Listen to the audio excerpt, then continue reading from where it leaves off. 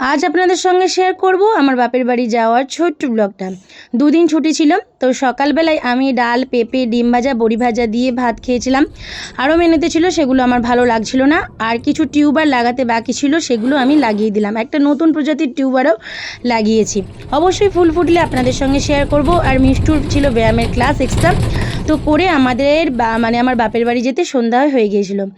আর খেয়াঘাটে দেখতেই পেলেন, এখন তো আর খেয়া নেই, বাঁশের পোল রয়েছে। তারপরে আমি টোটোয় করে কিছুটা এলাম, কারণ রাস্তাটা প্রচণ্ড খারাপ রয়েছে কিছুটা জায়গায়।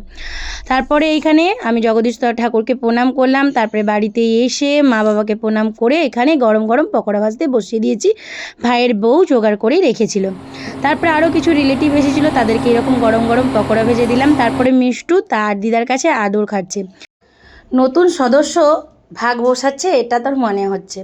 ছোটোবেলায় সবাই এরকম করতো। যাই হোক, মিষ্টু আদর খেয়ে নিল।